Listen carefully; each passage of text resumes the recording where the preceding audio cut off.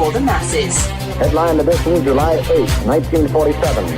The Army Air Forces has announced that a flying disc has been found and is now in the possession of the Army. If the game is rigged, change the game. Game changer. I occasionally think how quickly our differences worldwide would vanish if we were facing an alien threat from outside this world.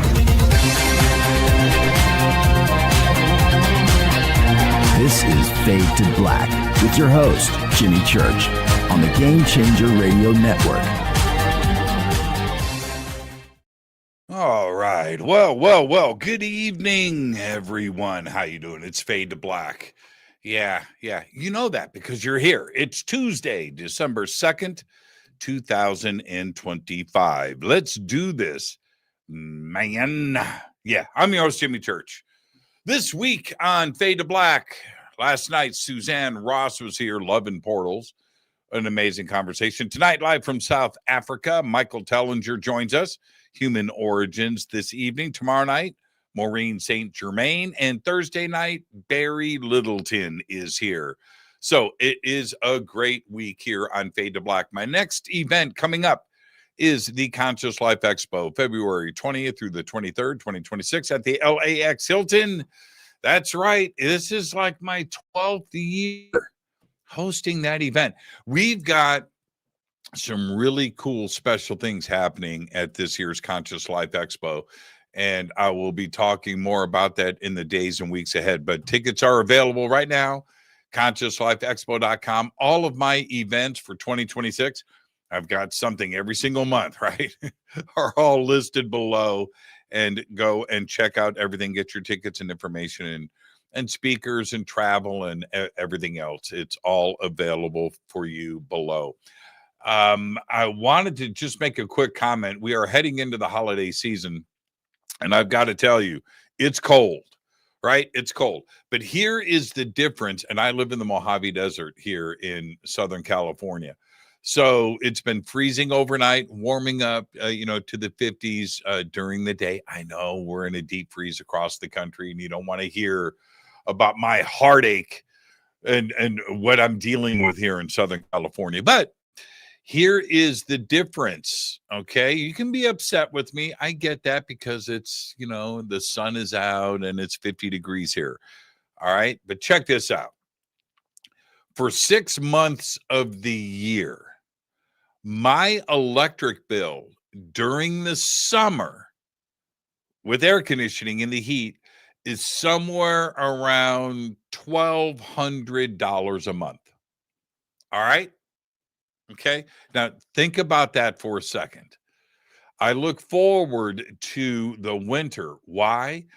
My first electric bill came in, my non-air conditioning electric bill came in today. $140. So that's what it costs to heat the house. I can leave the heat on 24 hours a day and it's $100 a month. But I head into, and that's the joy. So just putting up with everything that I have to put up. But think about the difference. The difference is, $1,100 a month for my electric bill. Isn't that insane? Yeah, I know. It's crazy. All right. So I thought that's the joy of the holidays for me, right? No electric bill.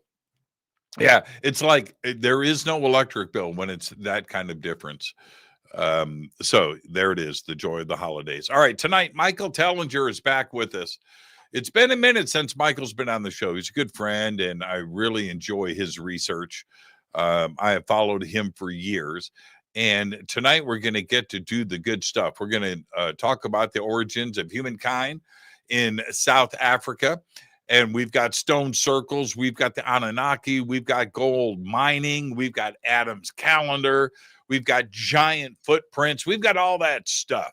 His discoveries, advanced tools, fossils, and geological anomalies. We're going to do all of that tonight. He is a scientist. He's an explorer. He's a humanitarian, and he's an internationally known and acclaimed author of Slave Species of the Gods, Adam's Calendar, Temples of the African Gods, and Ubuntu That's right. All of that and much more. Michael's complete bio is below, and his links to all of his stuff are below on our website and throughout social media.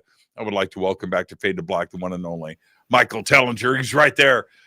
He's right there. Michael, how you doing, man? Hey, Jimmy, so good to see you, my friend. It's been a while. Yeah, it's been a minute. Michael and I, look, Michael, we don't need to spend any time on this, but I just got to say, we were talking before the show about the visit you had to my house and the dinner and barbecue, and we had, I don't know, we probably had what, 20, 30 people over at the house tonight, right? And we sat up and talked about the world almost until the sun came up, and we had to work the next day. We had to work, remember that? But we were having so much fun, and we hung out all, but I haven't seen you since. You went back to South Africa. So it's so good to see you here. Oh, and Michael froze. See, here's the deal. Michael's in South Africa. Michael, if you can hear me, you might have to come back and reset. Can you hear me? Now we lost him. What are you going to do? What are you going to do? The joy of technology, the joy of the holidays, the joy of everything else, right? And being able to do this and communicate and talk about these things are wonderful with technology. But then we enter this, and we had no issues until the very moment I asked the first question. One of the things, as I wait for Michael to come back, have you guys seen, I'm going to see if I can pull this up. There is a footprint that's like, I don't know, 6-8 feet tall that Michael took many years ago. Here it is right here. Okay, here it is. And it's about 4 foot tall. Man, he's just a kid here in this picture. And let me see if I can save this image. Yeah, I can. All right. I'm going to pop this up, because this image is what got everybody started. Not started, but just, I mean, in awe of not only his research, but the possibility of what is out there in our world. And here it is right here. There it is. Isn't that crazy? Okay, Tellinger's back. Okay, you want to try this again? Yeah, I'm sorry, Jimmy. You know, I live in a little small town, and the internet connections here are absolutely pathetic. You're complaining about paying so much for your electricity a month. I pay for this pathetic Wi-Fi connection, right, as much as the average person pays for a monthly rental of a house, and it's still as bad as it is. It's ridiculous. But you're here now. Hey, I was just talking about all of your work and everything that you've done, and people pay attention and follow and stuff. But I got to tell you, I'm going to pop this up. Who is this young, dashing young man? Yeah, with a fat gut. Yeah, a young dashing man with a fat gut. I must say I've lost weight since that photograph. I'm actually in really good shape at the moment. But yeah, are you talking about the young man with the yellow shirt, or the young man who left the footprint? Yeah, well, both probably had a belly.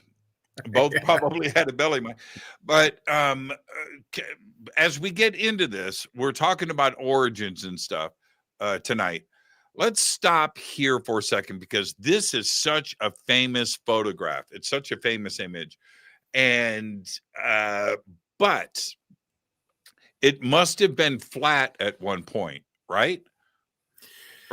Yeah, well, obviously that's the assumption. We believe and assume that when that footprint was made, that soft cement-like slurry sludge material that would have been before it hardened would have been more flat and more horizontal.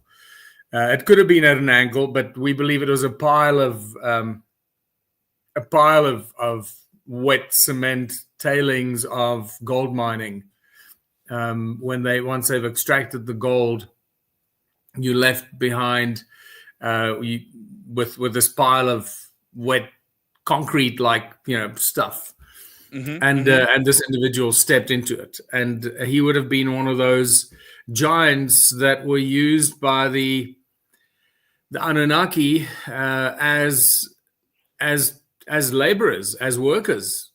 They were large, they were big, they could move quickly, they could cover long distance, they were strong, they could pick up big rocks, they could push things out of the way, they could clear spaces. Someone like that would have been maybe 20 meters tall.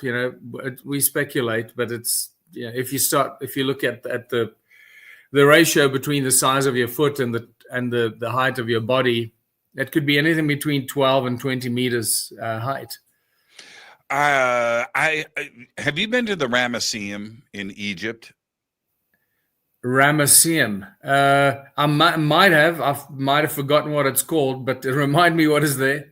Well, the reason why I bring that up, there is a red granite statue there of Ramses, which is broken up into 2 or 3 sections now. But they have his feet and they have his torso, and you picture so as a human. You look at the foot, you look at his, and you picture this ginormous statue. All right. Well, what I picture on my mind of that statue flips back to that footprint. Yeah. Right. And that's what we're talking about here. So 3 meters, 4 meters. I don't know. I don't know. No, a lot bigger than that, much bigger than that. That footprint would have been a minimum, I'd say a minimum of 12 meters. Yeah, 12 meters. What did I meant to say 20 meters. What did I say? 12 meters. Let's say 3.3 feet is 1 meter. So always divide meters by 3. Just divide it by 3, you get an idea. So 15 meters would be divided by 3, 50, whatever that is. I've just woken up, so yeah, it's fine. It's fine. I'm not. Math is not my strong suit, so it'll wear me out. Multiply. So meters you need to multiply by 3, so it would be 45 feet. 15 meters would be 45 feet. That is a giant. Now, what is? Do you have any idea? Because we're talking about human origins tonight. The age of that footprint when it was possibly made. Yeah, so now you're jumping right into the geological anomalies and the amazing discoveries that have popped onto my radar that I was fortunate enough to stumble upon that others have not seen or recognized. And this is one of those anomalies because the geology that this footprint is in is well recognized and documented in all the geophysical and geological books and textbooks at university in South Africa. That is granite. It's referred to as cristiform granite. Cristiform because it's a rough granite with large chunks of crystal in it and so forth. And that's really interesting. So at some stage, that granite would have been soft, so that this giant individual would have left a footprint in it. But the question is, granite is an igneous rock, dolerite, granite, all the granite family rocks, igneous rocks that are pushed out of the ground through magmatic lava flow kind of events where it's pushed out of the ground and then it comes out as really hot, probably well over 1,000 degrees Celsius, molten lava, and then it cools down.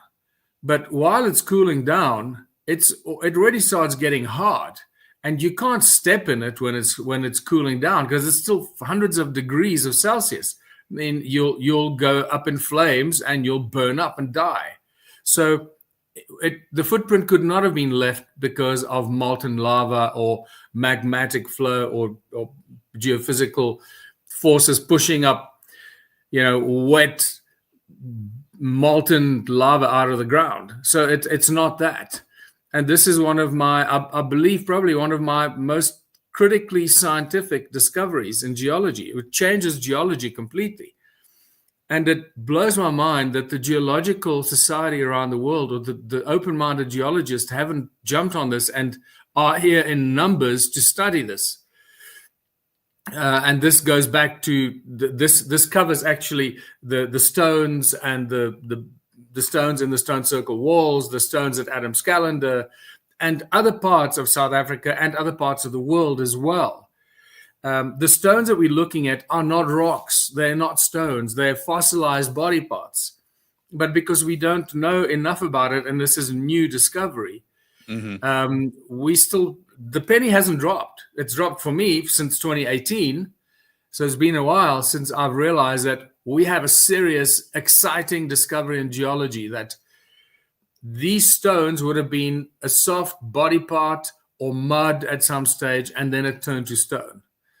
This is really, really a major breakthrough. So I'll tell you a story. When I first published that photograph that you showed, I think I took that in like 2011, 2010. No, it must have been 2011, late 2011. I took that video, and that photograph is actually a still from one of the videos. Right. And I posted that video about the giant footprint on YouTube, and this was the first time that any of my videos went viral, and it was mind blowing. Like literally overnight, I had close to 100,000 views of that video. So obviously, I got really excited, and then I saw the comments underneath. It was really interesting. Tellinger is making this up. He carved this out himself and all this kind of stuff. Like he carved it out. This is a con and so forth. And then among all this negative stuff, a lot of positive stuff also. Wow, that's amazing. And there was actually, it wasn't in the comments. I got an email from a guy about a week later from Canada. And he says, "Hi, I saw your video. That's really awesome. I can explain to you how that footprint would have been made." And this chap says, "I'm third generation gold miner, gold mining or gold prospector in the Canadian Rockies. And we find this all the time." And he explained that once they've, so what they do is they find the rock, the gold rich rock, they crush it. Then they extract the gold out of it. And when they leave, he said, when we leave for winter in the autumn, we often leave behind this pile of wet concrete slurry that we've extracted, that we've processed with all the chemicals, and we've extracted the gold, and we leave it behind in a pile. And it's wet when we leave. When we come back in spring to carry on our mining operation, we find there are footprints in that pile of wet stuff that we left behind. There are bear footprints and bird and deer footprints in it, but now it's gone hard. It gets hard again. And if you didn't know what was going on here, you'd be confused and perplexed. How can a deer or a bear or a bird leave a footprint in this granite rock? And that's exactly what's happened here. And what's interesting here, what is the common denominator here is? Gold, mining gold. That checks a lot of boxes, doesn't it? Molten granite, you stepping in it, me stepping in it, we have a flaming leg, a flaming body, right there. So you can take that out, but this gets into the Anunnaki, the mining of the gold in South Africa, how the footprint could have been made, and it checks all of those boxes. But what about the giant part, right? So now it wasn't carved.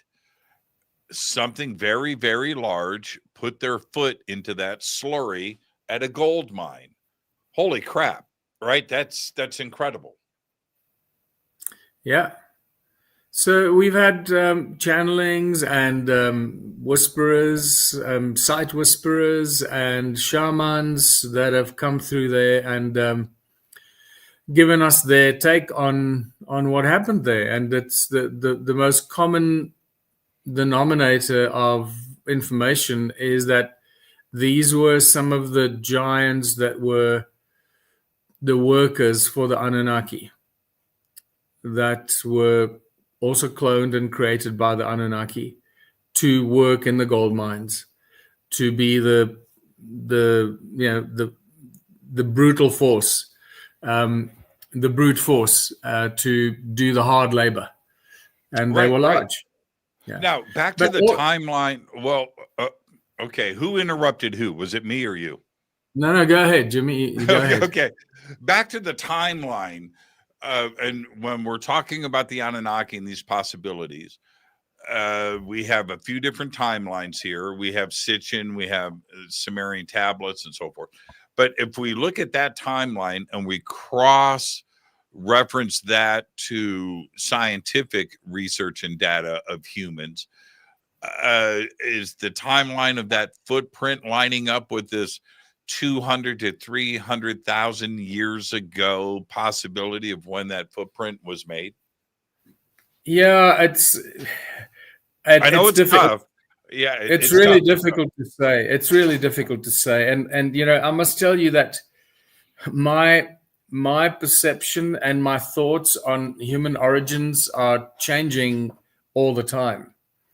And because I have very little faith in mainstream academia, the research they do and the agenda behind it, and what they hide and what they share with us and what is hidden, I've had to change my mind a few times about the origins of humankind and the timeline going back, and that's because of what I find in the ruins of Southern Africa. So it's not because I'm confused, because I'm getting more and more data and geological and physical data from the ruins, from the stone circles, the walls, the fossils. It's confusing. It's incredibly confusing. Well, where are you now with it? Well, right now I'm with it that we're dealing with something that could go back millions of years. Actually, the activity here could go back millions of years. And I'm talking about the gold mining activity and the building of the stone circle ruins, which was a giant complex of millions of these structures. That was an energy generating machine. So it's not dwellings for people. And that's often, the most often misconstrued, misinterpreted interpretation. When you discover these stone circle ruins in South Africa and Southern Africa, you automatically jump to conclusion, this must have been built as dwellings for people. No, that's because we're so lobotomized about, and we know so little about the human history, the history of this world, the history of our planet before we as the human race appear. There was stuff going on here that was way millions of years before we come along. We're a very recent addition to the story. And that's the thing that you've got to just keep an open mind, a really, really open mind when you deal with this stuff. Otherwise, you just keep running into dead ends and walls that if you're not prepared to accept certain things, or at least accept it as a possibility, then you're never going to make sense of any of the stuff. Why does academia push back on these ideas? Well, first of all, where do we come from in the shape that we are now? The way we look, the way our skin is so fragile that we can't survive in nature if we're born as little babies. How the hell did we survive as a species? Where do the different race groups come from?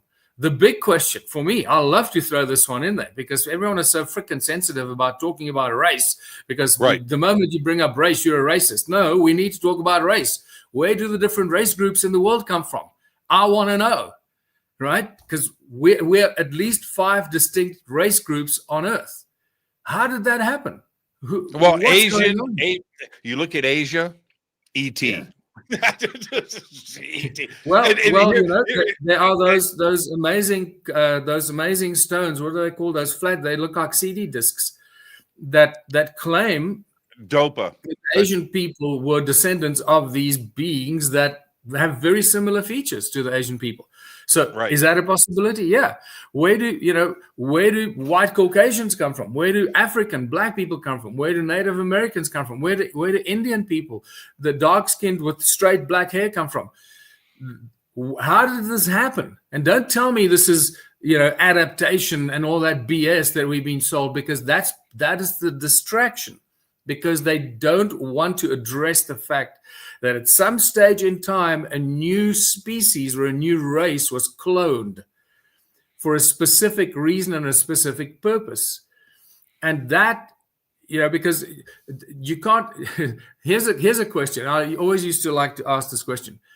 When does a black couple, an African black couple, have a baby that comes out with blue eyes and blonde hair? The answer to that is never. Okay, it's never going to happen. So how do different race groups appear on planet Earth? This is a very important subject for us to study and discover and explore, because it'll give us relief from this race baiting, the racial tension, the race hating, all the crap that we have to deal with all the time right now, and is being used as a tool to divide us. And I'm very uncomfortable with that.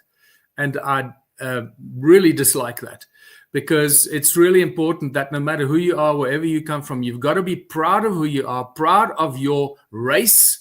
Really important. Be proud of your race, because that's who you are. That's what you're born into. You can't change it. You can't do anything about it. Be proud of who you are, and then be proud of how you conduct yourself within your own group and within other groups when you engage with other race groups. Then we can start talking about peace, unity, harmony, and prosperity on planet Earth. Until then, it's all about political abuse and exploitation and race baiting and creating friction. Mm-hmm. And so for me, one of the great things is to start, when you study origins of humankind, finding all these ancient structures around the world, whether it's in Egypt, whether it's in Bolivia or Peru, whether it's in India, whether it's wherever it is, in Bosnia, whether it's in South Africa. There's stuff going on that we have very little concept, because the more, and the reason I am 100% sure that what we are scratching now, I think we're scratching deeper than we have deeper than ever in our current awareness since the Industrial Revolution. We're scratching deeper now than ever before. However, we can also argue that a lot of information that was discovered 100 years ago was really covered up. So who knows? We're scratching really deeper now, and it's forcing us to recognize through the discoveries, and I've got many of them sitting here right around me in this room, actually, ancient advanced technology that we have no idea how they did stuff. We have no idea how they moved those giant rocks, because we can't do it today, and yet they did it with ease. We have no idea how they made the special tools and vases and cuts and intricate fittings of these structures. Why they built them? Why are they these shapes? Why these internal structures and the internal chambers? If it's not for burials of pharaohs, which we know it's not, then what were they doing? What were they doing? And it's not about money. And that's when the other thing comes in. The origins of money, and when money suddenly appears in the world, and how that corrupts society throughout all of history as you study it. You realize that money has been the tool of corruption and the tool of control and the tool of abuse for thousands of years, from the moment it suddenly appears in our historic view or scope. Right. And then here we are. We're thousands of years down the road. We are trapped in a socioeconomic system that we can't escape, because you can't survive without money. So no matter what you do, you have to make money. Otherwise, you can't survive. Now, that is an insane reality to have to come to terms with? What if you I don't want to often, make you know what, in all of the research and all of the interviews that I have done, there's this crazy thing that pops up for me. When did we stop using our brains and being aware of consciousness? When money popped up, when capitalism pops in, we stop that side of our brain. It's like, and you can look at it in the historical record. It's like right there. Now, okay, so let's back up though. Do you think that the world is ready for the knowledge of a previous advanced civilization millions and millions of years ago? Are we ready for that? It is all a question of consciousness. It's an important word you threw in there. Our consciousness is central to all of this stuff. If we're not conscious enough, and if our consciousness doesn't elevate to a certain level, then we can't grasp and digest the information we get. And if our consciousness is of a certain level that the information we get is threatening to us or scares us, then we reject it. And then we can't progress. We can't keep elevating our consciousness because it scares us. So it's a double-edged sword. The higher the levels of consciousness, the easier it is for us to absorb new knowledge and information. Mm-hmm. And the easier it is for us to process it and use that knowledge to benefit humanity in the world as we have it today. Because right now, remember this, that there's nothing we can do about the past. So when I hear people moaning about the past and bitching about the past and this happened and that happened and you owe us reparation for this and that, I go, dude, the children born today have got nothing to do with what their fathers did 400 years ago, 500 years ago. We have nothing to do with that. And what we can do is what we agree to do today, right now. The only thing we have is now. How do we behave now? How do we take the knowledge we have now and lay a foundation for a united, beautiful world of peace, unity, prosperity, and abundance for everyone, without pissing anyone off or making anybody feel that they're not included or that they're excluded, without anyone asserting their rights higher or putting their rights and needs over anybody else. That is a very fine balance, and that can only happen when there's a high level of consciousness to realize that the situation and the world that we're in does not always provide the tools to achieve such a state of balance and prosperity. So now we got to go back and say, okay, well, how do we change that? And you can't change it by fighting it. You can't fight the system, because the system we're in was created meticulously by very evil and crafty people, whoever they may be, to put us in this position.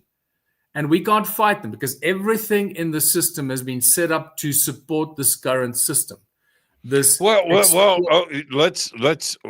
going to dive deep into this, but here's what I think is more important, or as important, not more important. It's all important. Is we used to understand consciousness and communication and other realities and would explore our mind. Something stopped that. Yeah. And if we go back thousands and thousands of years, and you look at not only South Africa, but Egypt and Mesopotamia, South America, Central America, the indigenous cultures of North America, for tens of thousands of years, had control of their conscious minds. And then it went away.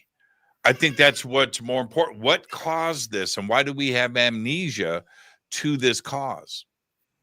Yeah, so something must have happened, and I think one of the reasons we're so obsessed with uncovering ancient civilizations, because it seems to trigger some sort of a genetic memory, although those genes and that part of our DNA may have been switched off on purpose, so we can't remember. So our DNA can't reach those places that holds that knowledge or has access to that knowledge. So that knowledge isn't in our DNA. That knowledge is around us. This information is around us. Our thoughts aren't in our brain. Our thoughts are things that we connect to. So something must have happened, and I believe it's what's often referred to as the fall of man.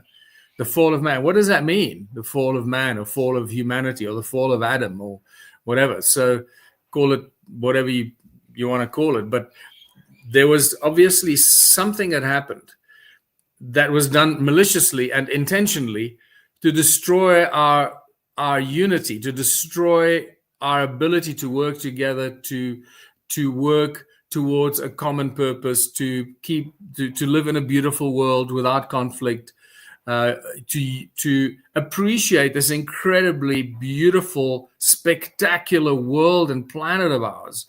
It's just such an incredible place. If you take the bitterness and the bickering and the horrible stuff that humans have created here, something must have happened, because it seems like ancient civilizations had a far closer relationship with the planet, with our world. All of them, all of the civilizations, all of them. All of them, yeah. And also there's, I don't want to bring population numbers into this, but it seems like there were fewer people in those days. There weren't billions of people in the world. Although it's difficult to say, it's again. I know it is. I say that really cautiously, because I might be completely wrong. I might be completely wrong, but it seems that there were few people in the world, but they weren't obsessed with making money or starting a business so they could build shit or make sure that they sell to somebody else for money. That is the most ridiculous thing anyone could come up with. If you want to lead a beautiful life, that's not. Well, here, let me address that really quick. If you look at ancient Egypt, we can look at the 3,000 years, 3,000 BC and forward, or we can push it back. It doesn't matter. They didn't have export agreements and trade agreements with other countries around the world. They didn't leave their borders. You know why they didn't leave their borders? Because nothing was as cool as Egypt in their mind, right? There was no reason to go out. No. So there wasn't any trade agreements. It was the same thing with South Africa. It was the same thing in Europe. It was the same thing in Central and South America. There wasn't international trade You know what I mean? Money wasn't the issue. You know what was the issue? Growth, the mind, and family.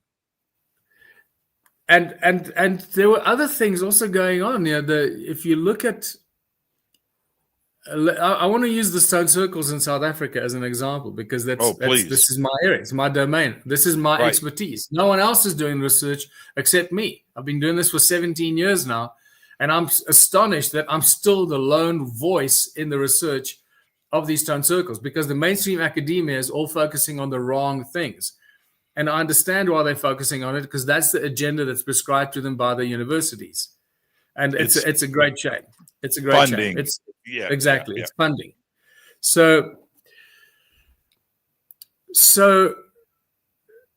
the stone circles, very clearly, when you discover them, you realize that you're dealing with a vanished civilization, an ancient vanished civilization that we know nothing about.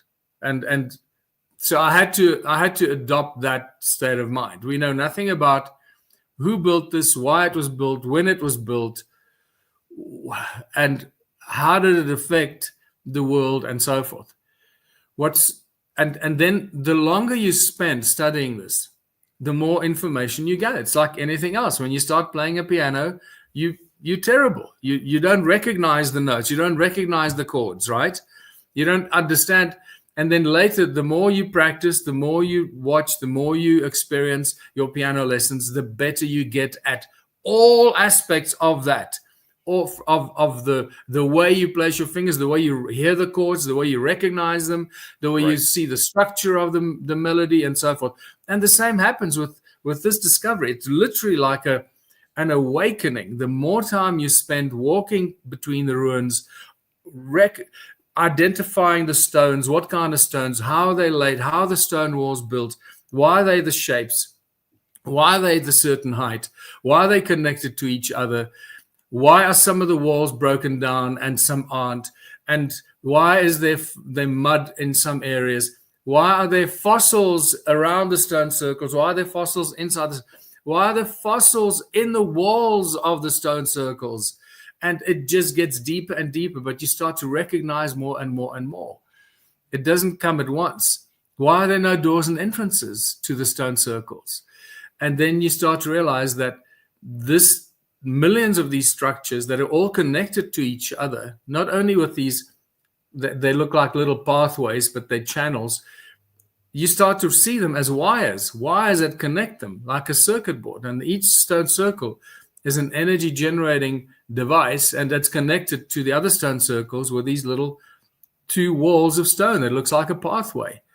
And then you start to see it as a vibrating, energy generating giant circuit board or energy machine.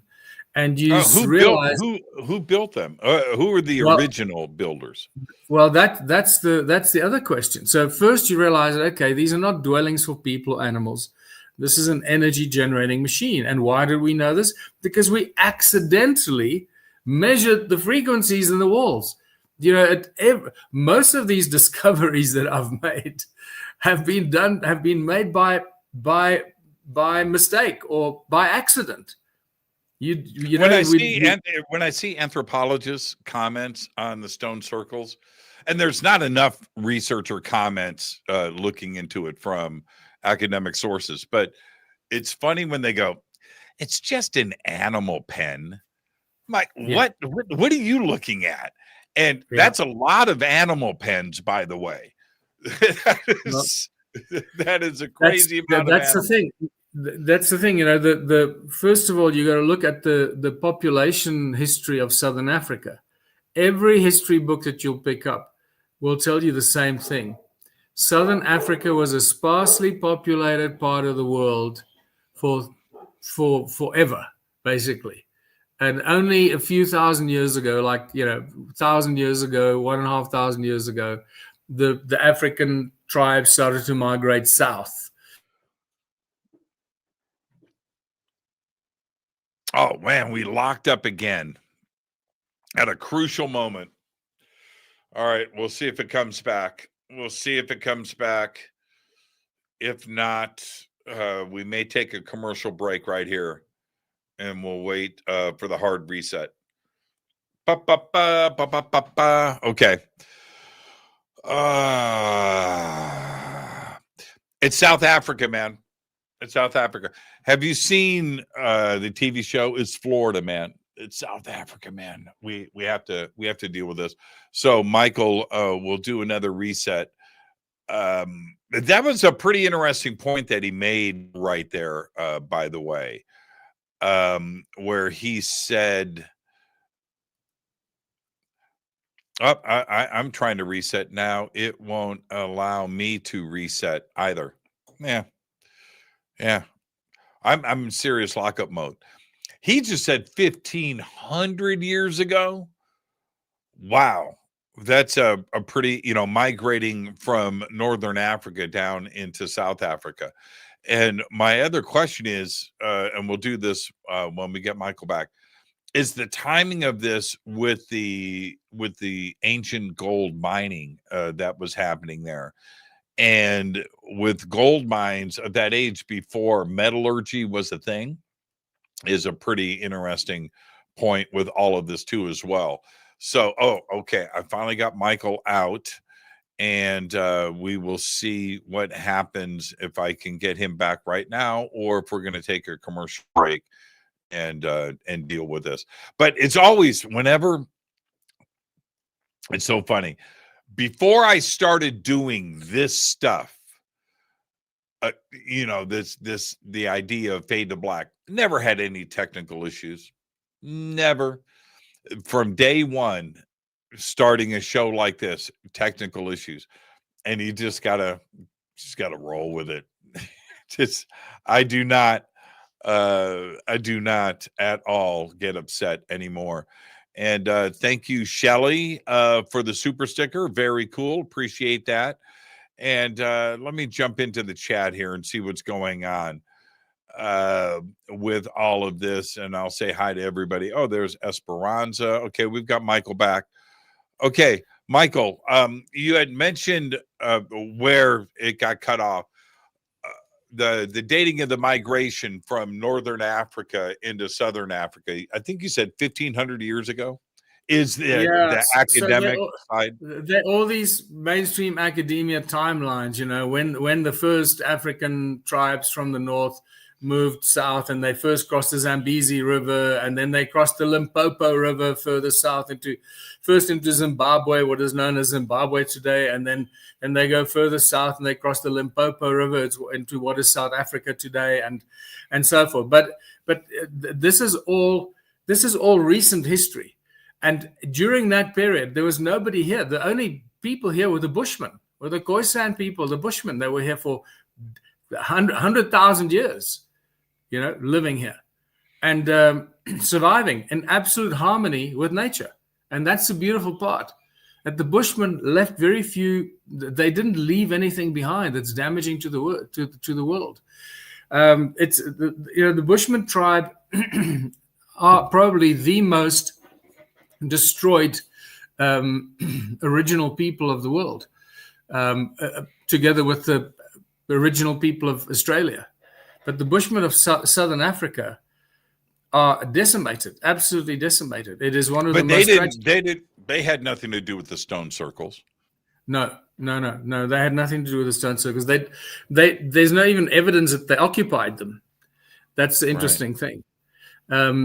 So back to my original question: Who built them?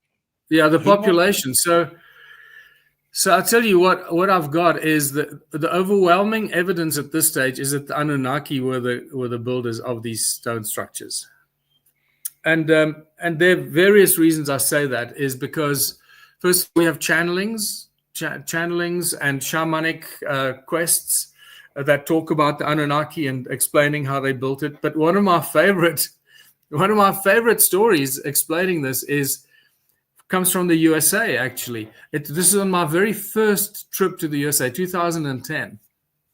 I was busy doing my first tour of the USA. It was actually the big one. I did 28 cities in 3 months in the USA. And I'll never forget, I was doing something in San Francisco, and the people asked me, how were the stone circles built? So I explained to them how I believe they were built, because I had a vision myself. I have these downloads and these visions. I don't know when and how, they just come, and I suddenly seem to understand how things work. And I have these downloads. I don't ask for them, they just happen. And then I have a real strong comprehension of how something happens. And I have that with chemistry and metallurgy as well. So I explained how it happened, and it's all cymatic shapes, just so that you understand, your viewers understand. Every stone circle is a cymatic shape that represents the sound frequency that comes out of the ground at that specific point. So, like when you put sand on a metal plate, and you put a sound frequency through it, it gives you that beautiful shape or a pattern of that sound frequency. Well, this is exactly the same. Every stone circle is completely unique. It has its own particular shape because of the sound frequency that comes out of the ground at that specific point. It's that simple. And that's how the stone walls are arranged. It's very, very simple. And that sound frequency that comes out of the ground dictates the shape of the stone circle. And because the ground is not level, and sometimes it's on very steep hills, 45-degree angles going up a mountain, and it's uneven terrain. That's why the shapes, the internal structure of that cymatic pattern of the sound frequency is very irregular. It's not symmetrical and perfect. And this is why the stone circles are so fascinating. And that's how they generate energy. The sound frequencies that come out go into the walls of and the stones the walls are filled with stones. Those stones have very high acoustic properties. They conduct sound. That's why you have the stones that ring like bells that I discovered in 2008 already. And that's why the walls are filled with these stones that have high acoustic properties, so that they can conduct the sound frequencies that come out of the ground and create this vibrational wave of sound going around and around in the stone walls. And this is why we measure sound frequencies coming out of the walls. They're amplification devices for the frequency coming out of the ground, and that determines their shape. So this was discovered a long time ago. Now I lost my train of thought.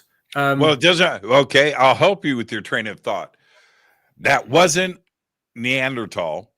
That wasn't Lucy. That wasn't Stone Age man. No. This is an intelligent civilization that predates all of that. It has to be. Yeah, and how are they built? I remember where I was talking about. So I was in California, and I explained how they would have built it. They must have had a way to determine where to put the stones, how to place the stones, to identify the shape of that cymatic pattern that you want to place your stones along. And that way you amplify that frequency coming out of the ground. So I explained to them how I thought they did it. And then I explained that they would have had some sort of a stake in the ground, like an aerial that would have connected and drawn the energy out of the ground. And then they would have put sand down, and that energy would have, like sand on a metal plate, and that energy over time coming out of the ground, the frequency, would have shaped the sand and showed them what the pattern, that cymatic pattern is. And that made sense to me then. And in my audience there was a lady called Sandy Mack. Sandy since then became a really good friend since 2010. She's been to South Africa, I think, twice, visited my place and went on some tours with us. And then about a week later, I'm somewhere either in Idaho or Nevada, and at some motel, ready to do some more lectures. And the phone rings. My phone rings like 7 a.m. early in the morning. She wakes me up and she goes, "Michael, it's Sandy," and she says, "I got to tell you this. Last night I did a past life regression on this guy. He's a scientist, retired scientist from General Electric in Florida. He's on holiday with his wife in California. I did a past life regression on his wife, and she insisted that her husband also did a past life regression. And he doesn't believe in any of this stuff. He's a scientist from General Electric, retired. He wants to be left in peace. All this hocus pocus crap doesn't work for him, right? So under duress, he went under, right? And she recorded it. She's got this cassette, which I have here with me, of him for 45 minutes. She started to do this past life regression on him. And at one stage she asked him, "Do you have a past life somewhere in Southern Africa?" And he instantly jumps in and starts to talk about building stone circles in South Africa. He's never heard of Michael Tellinger. He never heard of Zachariah Sitchin. He doesn't know anything about the Anunnaki. He's never heard of the stone circle ruins. And yet he goes into great detail about being here thousands of years ago, building stone circles in South Africa. And he goes into great detail what they did, how they built it, how they passed the stones to each other, but they weren't standing next to each other. The stones would float between the one person and the next person. And great detail how they did the stone circles. But then he also said that they didn't use sand. He described more or less what I described, but in slightly different details. But they didn't use sand to show the cymatic pattern coming out of the ground. They used ash. And I went, of course, ash.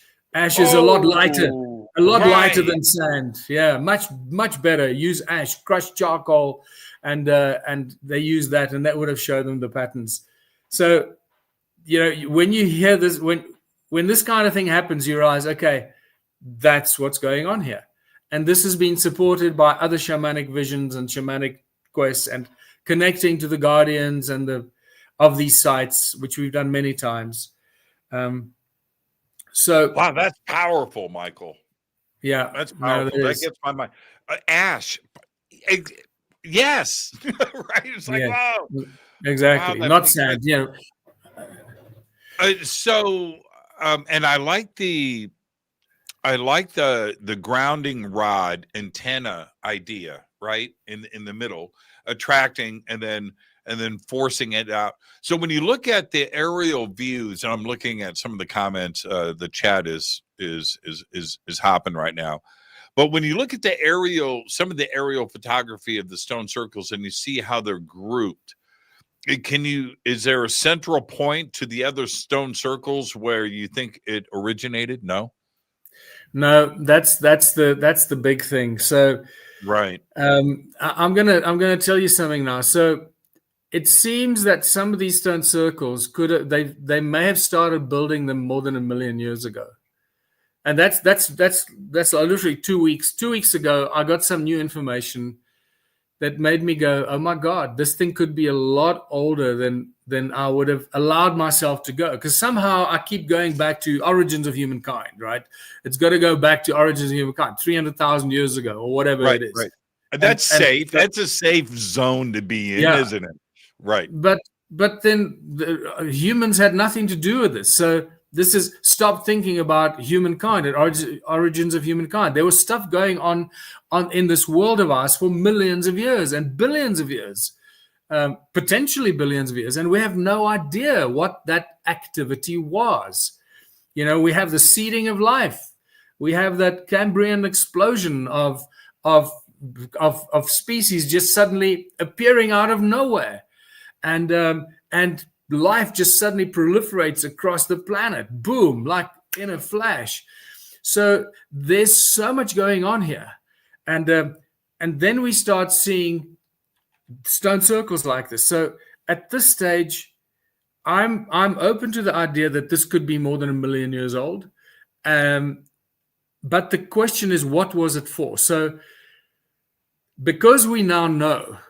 And we're going to come back to the fossils, because the fossils play a very important role in all of this. And that's a major aha moment as well. And they're inextricably connected to the stone circles, to the ruins, to Adam's calendar, and the fact that there was a vast fossilization and petrification that happened of millions of creatures and body parts of these creatures. And we'll come back to this.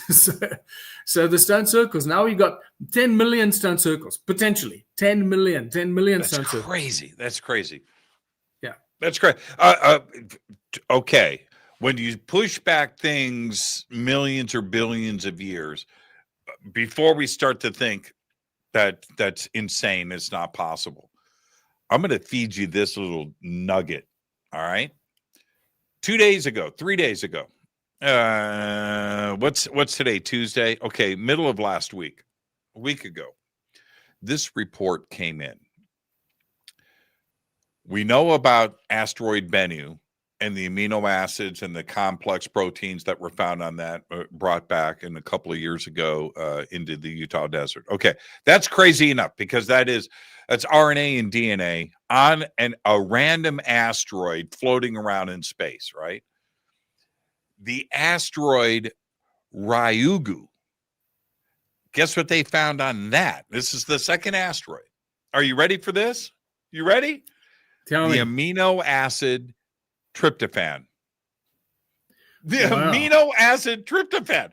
One of the most complex complex is alive and well and floating around on another asteroid in space. Now, when we talk about the possibility, when did life start? When did it exist? These asteroids are dropping off, are kicking off life all over the place.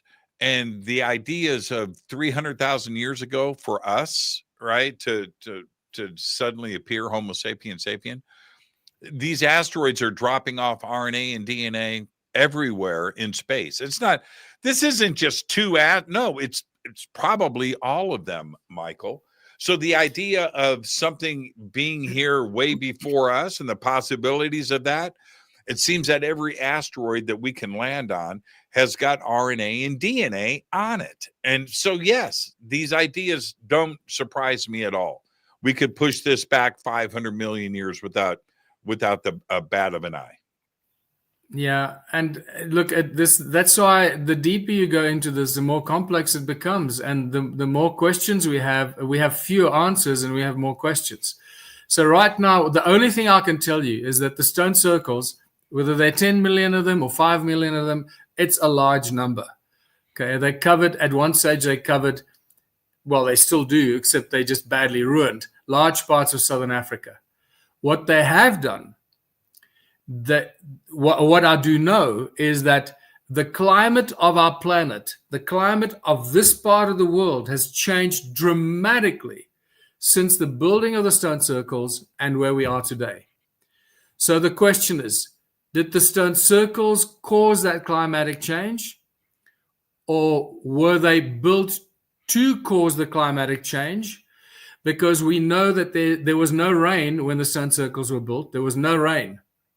And the rivers that formed after the stone circles were built have washed away the walls and the stone circles and the terraces and the channels and changed the climate dramatically, that in some parts of South Africa, you can't even see the stone circles because the vegetation of trees and large trees and natural forest is so dense that you can't see the stone circles.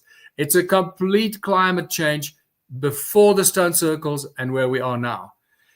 And I suspect that they may have been built as part of geoengineering to change the climate of our planet, of our world, so that it's more hospitable, more habitable for those who wanted to inhabit it to be able to live here, maybe bring more oxygen, more water, more vegetation that can support life.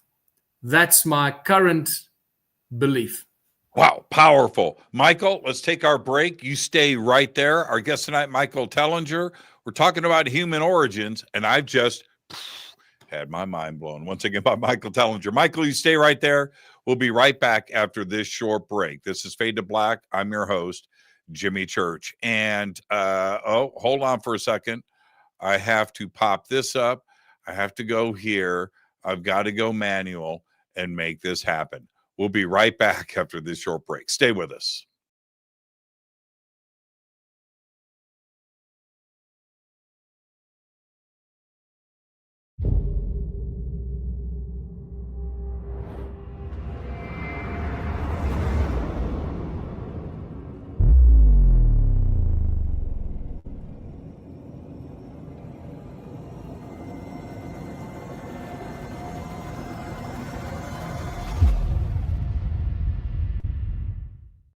Subscribe to our YouTube channel. Get your alerts and access to over 2,000 videos. Click that subscribe button right now. Go to JimmyChurchRadio.com and get the Fade to Black official podcast. 2,000 episodes, all of them commercial free, just $2 a month. I am hosting, speaking, and presenting once again for the Conscious Life Expo, the largest conference of its type in the world. February 20th through the 23rd, 2026 at the LAX Hilton. Speakers, event, and schedule easy. Just visit ConsciousLifeExpo.com. I will be hosting and speaking at the Sedona Ascension Retreat, March 20th through the 22nd, 2026 in Sedona, Arizona. An amazing list of speakers, and it's beautiful Sedona. Come and hang out with us and just go to SedonaAscensionRetreats.com. I'm heading back to the Midwest for the Contact Modalities Expo, May 1st through the 3rd, 2026, in Delavan, Wisconsin, at the Lake Resort. It is beautiful. This is a great conference right in the heart of the Midwest, where I'm from. I'll see you there. Just go to Contact Modalities Expo, that's XPO.com.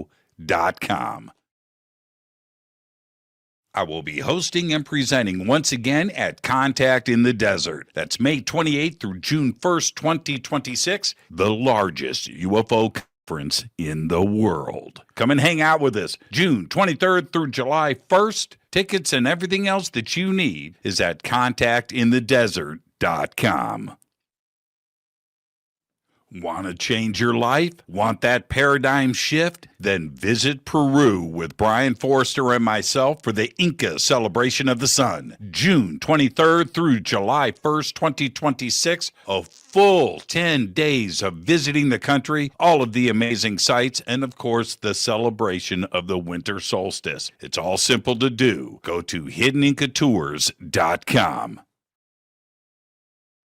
Come join us for the Monty Python Scotland Tour, August 1st through the 9th, 2026. This is a once-in-a-lifetime event where you get to go to the castles from Monty Python and the Holy Grail. August 1st through the 9th, 2026. Just visit HaleyARamsey.com. Watch Into the Vortex on Gaia TV. It's fade to black for the screen. Simple to do. Go to Gaia.com, search Jimmy Church, or click on the link below. Follow Fade to Black on Twitter at JChurchRadio. Get all of the show updates every single day. It's now called X, but who cares? Go to jimmychurchradio.com and become a Fadernaut. Get a membership. That's right. Everything is commercial free. You have access to downloads, and you get to call yourself a Fadernaut. Jimmy Church, Gaia TV, Fade to Black, here at Machu Picchu with Brian Forster and Hidden Inca Tours. Amazing tour so far, Brian, but we're here to announce what we're going to do next year in 2026. What's going on? Okay, November 2026, we're going to have our major tour of Peru and Bolivia, either a pre or post tour of Paracas and Nazca on the coast. And then after that, 6 days in Easter Island. Bucket list, Easter Island. Come join Brian and I and his amazing team here at Hidden Inca Tours for Peru, Bolivia, and Easter Island. Signing out. Say goodbye, Brian. Bye, gang.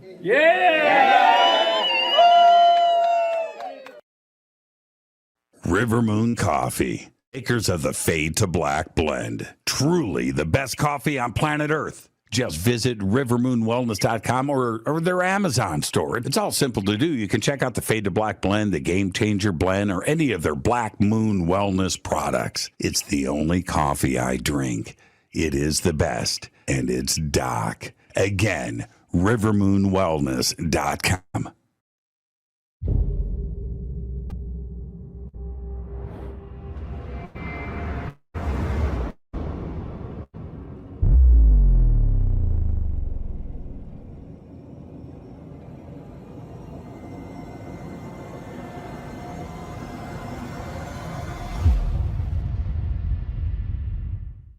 All right. Welcome back, Fade to Black. I am your host, Jimmy Church, tonight, live from South Africa. We've got Michael Tellinger back with us.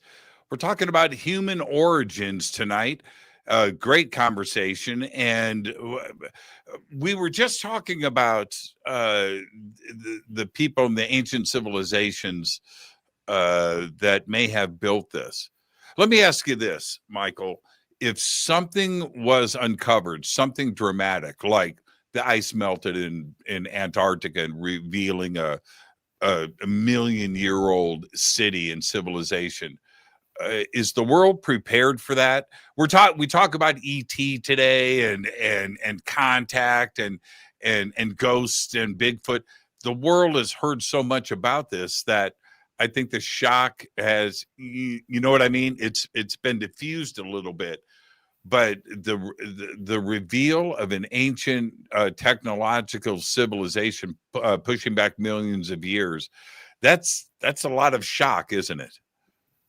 It is. I think many people would probably not be prepared for it, but it's difficult to say. You know, we've been so numbed by movies and sci-fi movies and horror movies of all kinds of visual stimulants that it's difficult to say how people might respond.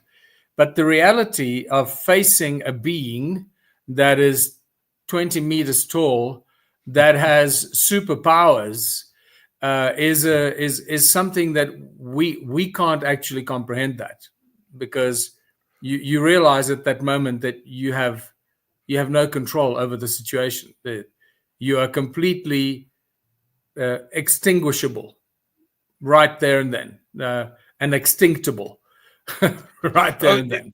Can I ask you, with the time that we have left, I still want to, obviously get into Adam's calendar and some other things, but what about tools and metallurgy and that type of archaeological evidence around these stone circles? What have you found? Well, that's probably one of the biggest discoveries is the advanced ancient technology, which is very simple. And I have two pieces here with me right now. I have the stone, these Taurus stones, these incredible Taurus stones that we find all over Southern Africa and actually all over the world. And what's that made of? What's that made of? Is it magnetic? This is granite or Okay. dolerite, either dolerite or granite. And here's another one, slightly smaller one. And so the first one I showed you. So first of all, these are novelties. You see these in all museums throughout Southern Africa, and they're always called weights for digging sticks, because that's what our archaeological minds have ascribed it to. Wait. Weights for digging sticks. Yes. Seriously? I'm not joking. I'm not joking. All right. So because the historians and archaeologists first saw, when they were first traveling through Southern Africa, their first encounter with these stones was seeing some natives or bushmen use these stones on a stick, wedged on a stick, while they were digging in the field. So they thought, oh, they must have made them as weights for digging sticks. So that's why it stuck. That notion has stuck, and they still use that. It is the most mind-numbing idiot. It's turned into dogma. Yeah, it's unbelievable. Yeah. Right, So right. what I discovered already, 15, 17 years ago, is that these stones have very strange properties, very energetic properties, and so forth. And so this stone here, the famous story you might have heard. This is the stone that crashed the TSA security system. I remember you and I talking about that like 10 years ago. Yeah. So that's the one. That's the one. Yeah, that's the one. And I got it back from Nassim Haramein, had it with him on Kauai Island. And while I was taking it to him to study and research, it crashed the TSA system in Doha, Qatar. I'm not going to dwell on that, because that's a story that takes at least 15 minutes to go through. Nevertheless, the fact that I was hauled off a plane and had to show the stone made me realize, and the captain told us that the captain of the plane said to my partner at the time, whatever is in that bag crashed the TSA security system. So thank you for Homeland Security, United States, in Doha, Qatar, to give us scientific proof that we're dealing with advanced technology here. Fast forward to until a few weeks ago here. Can you see me? Yep. Can you see me? Yeah, we're good. Yeah, we're good. Fast forward to a few weeks, and I discovered that this Taurus stone, this one here, saved my friend's life from third degree cancer, or terminal cancer, third stage cancer. This stone, he had the stone with him for about 2 months, and it cured his cancer. It's remarkable. So what we know about these stones is that they generate energy. So let me just grab these images here. Actually, so here's the picture of me with Nassim giving him that stone. So that's the stone with Nassim and I. This is 2013, and then later we discovered that these stones, this is a thermal imaging camera. When you take a picture from one side, you see that it's cold and gives you the temperature there, 21 degrees or whatever it is, 25 degrees, right? And then you turn the stone around, and it is all hot because it's pushing energy, it's generating energy, and it's 43 degrees, 45 degrees. So we've gone from 25 degrees to 45 degrees Celsius. So this tells us that the stones generate energy. And that's absolutely brilliant, because my study of toroidal fields, toroidal nature of reality, everything manifests as a torus. The solar system is a torus. The galaxy is a torus. We have galactic disks. We have solar disks. We don't have galactic balls and solar balls. We have disks in which the matter is distributed through the galaxies, spiral galaxies. And this is all to do with the toroidal nature of our reality, whether it's in our bodies or outside of us throughout the galaxy. The universe is a torus. And these torus stones are the perfect example to show us how the toroidal energy works. And the fact that these ancient civilizations were making these torus stones to generate energy. You've seen how it generates energy. It pushes energy from one side to the other and amplifies energy. So each torus stone is an energy generating device. It's that simple. This is advanced technology that we've completely missed. What would the energy be used for? Again, if we go back, I mean, it could be, so wide ranging, but if you group those stones together and combine that with the geographic locations of the stone circles, the resulting energy field, what would it be used for? I like the geoengineering part of it, right? And changing atmosphere. Is that the application? No, these would have been more sort of practical tools. In fact, in that past life regression that the guy told us about, they were building stone circles. He talks about these guards or these overlords or some sort of beings that were much bigger than the people that were passing the stones. And that could have been these giants. The giant footprint that you showed could have been one of those, right? Or it could have been a smaller version of that, because there were giants of all shapes and sizes. So when we talk about giants, I know we're jumping around a bit. Just keep in mind that the giant footprint we covered that's not the only size giant. There are many sizes of giants. There are giants half that size.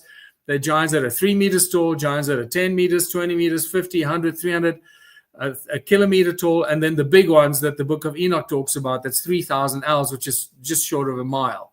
So I just need to set that. So when we talk about giants, we're talking about a wide range of sizes of giants, not just one group of giants. This is really important. So in that past life regression, this guy is talking about these overlords that were monitoring the building of these stone circles that were darker skin. Well, actually, no. This is what he described himself as. That straight, long black hair, darker skin, almost like describing Indian people with darker skin and long black hair. Not short curly hair like African people have. Very interesting description. And this is from a guy that's never been to Africa, never heard of Zachariah Sitchin or the Anunnaki or the stone circles or Michael Tellinger or anything. He's absolutely no knowledge of any of that. And this is how detailed the description was. And then he says these overlords that were monitoring this were probably 3 times the size of the people.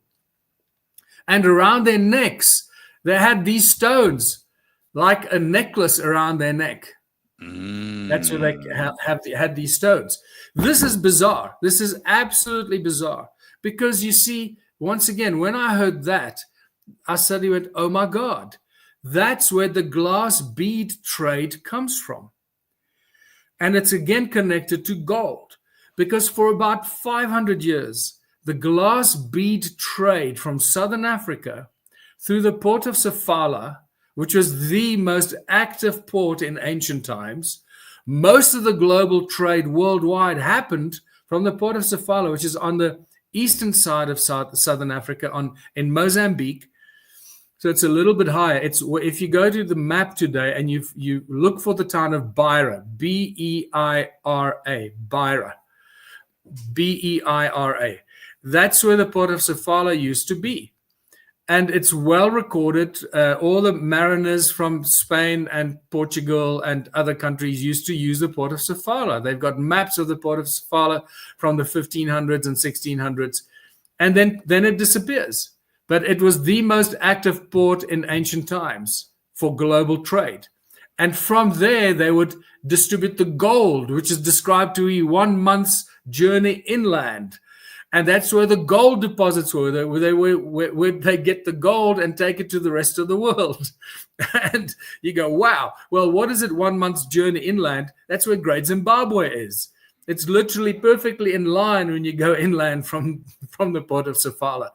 And that's where the Golden Kings, the Monomotapa Kingdom, which are known as the Golden Kings of the Golden Kingdom. And that's where they were getting the gold to distribute to the rest of the world. But that's where they're also getting the glass beads.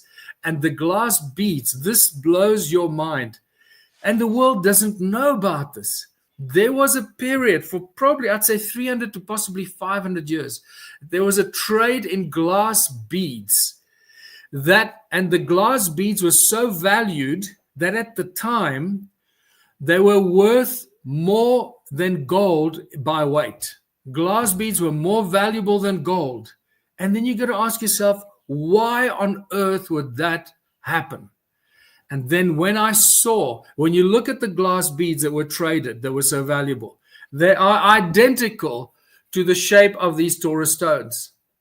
And then when I heard that this giant overlord had one of these around his neck, like a necklace, then I realized, oh my God, the people identified that these Taurus stones were very, very valuable to their masters that were mining gold, and they had all this knowledge and technology. And these Taurus stones were very special tools they used to generate energy and to do all kinds of things, to possibly create laser beams or phaser beams if you use this in conjunction with a cone-shaped tool, which is the other discovery that I made. The existence of cone-shaped tools in all of history. And no other archaeologist or geologist has ever brought that up until I brought that up in 2008 when I started to collect cone-shaped tools in my museum. And realized that's fascinating. What about, okay, so if it was worn around the neck as, well, we just say jewelry, but it's worn around the neck of one of these giants, could that energy advance and control health and also consciousness? Yeah, so health, we know the stone cured my friend of cancer. So right. So we know that. We know that the stone circles themselves have healing properties. That can be explained very easily because the stone circles amplify the earth of Gaia. They amplify the good frequencies of Mother Earth. And those good frequencies are what we should be resonating with. We should be in sympathetic harmonic resonance with the frequency of Mother Earth. And that's how we will never get into dis-ease or disease. So we will be healthy. So when you go into a stone circle, whether you're aware of it or not, the frequencies in the wall start to vibrate the trillions of cells in your body with good frequencies. So whatever disease you have in your body starts to get filtered out and it starts to heal your cells. And this is why I've had hundreds of testimonials of people being healed from all kinds of diseases, including cancer, from being exposed or spent time within the stone circles. So at the stone circle, this is where we need to tell everybody that you're actually 300 years old, and kind of hey, let me ask you, to build and construct millions of stone circles, you would have to have organization of the culture. You would have to have a structure. You would have to have agriculture. You would have to have everything that supports that. You would have to have the mining and the quarrying of the rocks themselves, and everything that goes into that. You have to have the logistics and the infrastructure. Is there evidence of cities and dwellings and homes or in the areas around these stone circles? It must have been a population that was large. So you have to have everything else that supports that. Have you found that kind of evidence? So, Jimmy, that is part of the mystery. There is no evidence. There is no evidence of people. It's mine. It's crazy. It doesn't make any sense, does it? No, it doesn't make any sense. So, however, in a past life regression, my own personal past life regression, I was told that the people that were assisting the beings, and let me say the word beings, because we don't know what people they were. They didn't look like us, you and me. They may have looked like other humanoid beings. They may have been slightly larger. They certainly, I don't think they would have been as fragile as we are. You know, you cut yourself and you bleed to death. I think they would have probably been slightly more hardened. And they were cloned. They weren't born. They were cloned. This is all part of many past life regressions, and not just my own, but others that share this. And these beings were used literally as slaves. They were cloned into adulthood. They went straight to work, and when they died, when they expired within 20 or 30 years, they were then recycled. Their bodies would be recycled, and they were literally burnt, and then the ashes would be used to create more stones and create more material that they needed for the work that they needed to do. As weird as it may sound. And they lived in mud huts scattered around, and those mud huts are gone because mud will disappear and vanish and dissolve. And so we don't see any of that evidence because this is so old. But I just want to come back to the glass bead trade, because so it is all about, I believe that the glass beads were made by people as replicas of these Taurus stones, because these Taurus stones were used as very advanced tools by the overlords and the gods, or whatever you want to call them. And the glass beads attained their weight. They were worth more than gold because they were tiny replicas of these tools that humans weren't allowed to have, weren't allowed to possess, that belonged to the gods. And that's why the glass beads were so valuable to the people, and the glass bead trade was such a dynamic trade for so long. Really interesting, very interesting time in history. Have these glass beads popped up around the world? Yeah, no, they're a big archaeological phenomenon here in South Africa. They're in the museums. They talk about the glass beads, the glass bead trade. But I didn't realize what a big deal it was, because it's lost in see, when you study the glass beads and it comes across your radar, you go, wow, interesting. But you don't realize how significant it is and how it connects to the Taurus stones. Because they didn't know about the Taurus stones. So I'm the guy that discovered that the Taurus stones are energy generating devices and not weights for digging sticks, right? And in fact, when you look at technology, when you look at modern technology, circuit boards and that, they're full of tiny little Tauruses. They're little Tauruses all over our modern technology, in cell phones and circuit boards and computers everywhere. That's a whole other subject, obviously. Yeah, it is for sure. In the time that we have left, I want to talk about Adam's calendar. And when I bring up Adam's calendar to others and researchers, some have heard, most haven't. And I am so surprised about that. Adam's calendar should be in the same discussion as anything else from ancient history. The Giza or Stonehenge, or there are certain things like Adam's calendar, Karahunj in Armenia. It's never discussed. That's a fascinating site, and it's the same thing with Adam's calendar. Tell us about Adam's calendar. Yeah, so Adam's calendar is an ancient calendar that is still a working sun calendar. So it's the oldest functioning sun calendar on Earth. It's 300,000 years, probably older, possibly older, 300,000 years. And it still works. You could still actually, if you were lost, or if civilization collapsed and that's all you had, you could still use it to mark every day of the year, every week and month of the year, and know when the season ends and know when the new season begins, because the calendar stone shows you by the setting of the sun, where the shadow is placed on the calendar stone. It's cast by the other calendar stone. So there are two stones, one casts the shadow and the one is the calendar. And as the sun moves, the shadow moves on the calendar stone. It shows you the passage of time. And it moves over 6 months from one solstice to the other.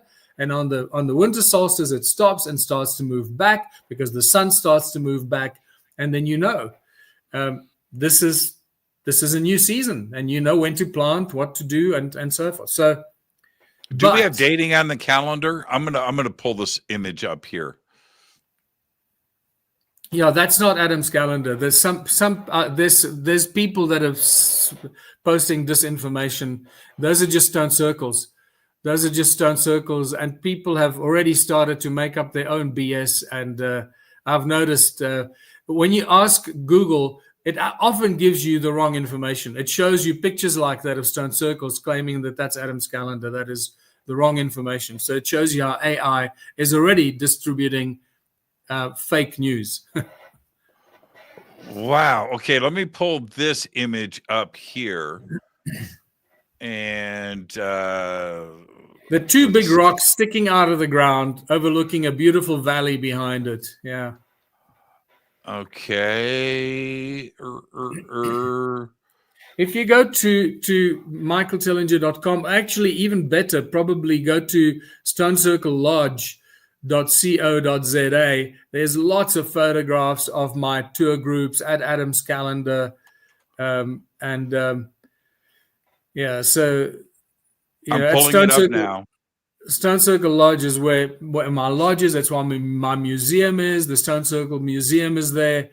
All these tools and artifacts are on display in the museum. The fossils, the Taurus stones, the cone-shaped tools, the fossilized body parts. It's a spectacular place, very unique museum that you cannot see those artifacts anywhere else on Earth except at the Stone Circle Museum. So any of your visitors want to come to South Africa, book your flight, come and check into Stone Circle Lodge and come and experience a tour of the ruins, the giant footprint, Adam's calendar. It'll change your life. And you'll experience some healing while you're in the Stone Circle ruins at the same time. Yeah, I'm here. Okay, let me find, let's see, two galleries. So while you're looking for it, let me keep telling you about Adam's calendar, because it is a machine. Just like the stone circles are machines that generate energy, Adam's calendar is a machine. It's a giant toroidal vortex machine.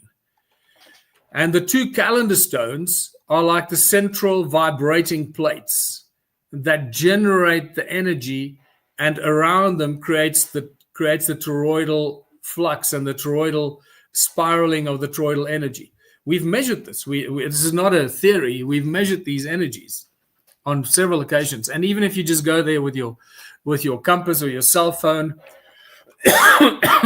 or your drone, the energy affects the drone. You lose control of your drone. When you take your GPS into Adam's calendar, your GPS loses track. You keep losing your GPS. So those are the telltale signs that there's some powerful energies generated by the Adam's calendar site. There you go. There you go. Those are the two central stones of Adam's calendar. Yeah. Okay. So how does it work again? So the stone on the right, there are much better images though, however, where you actually see the shadow on the one stone. We actually see the shadow. So it's a view from the left-hand side from this vision. We actually see the one stone and the shadow on the other stone. So you can understand how the concept works. This view actually is the north-south view. So you're looking north, right between these two calendar stones. That's the northern view. From the southern marker to the northern marker, where that tree is, there's a stone there. And that stone is the north marker. And where this picture was taken from is the southern marker. It's about 30 meters in diameter, or 33 meters in diameter, around there.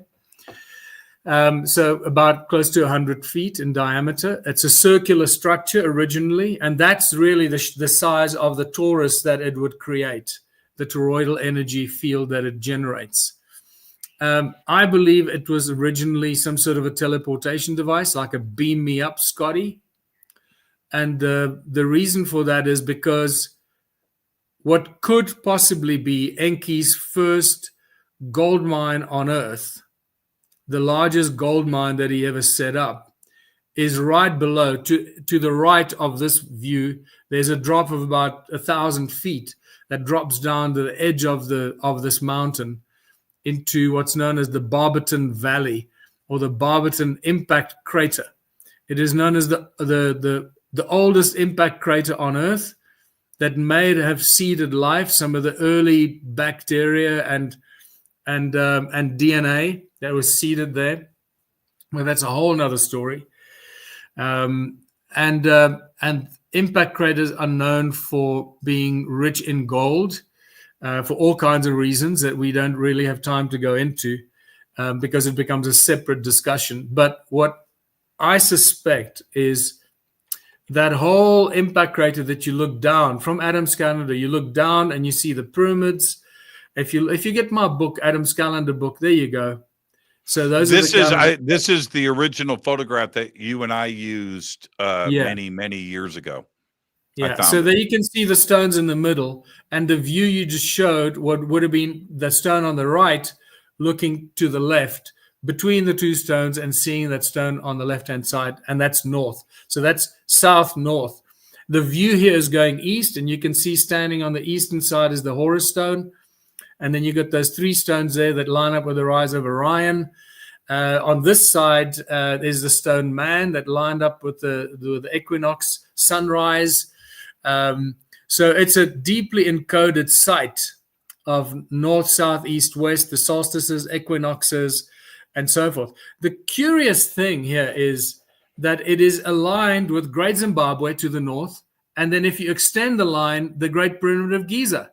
So Adam's calendar, Great Zimbabwe, and the Great Pyramid of Giza are all aligned on the 31 degrees east longitudinal line. And that is not by accident. No.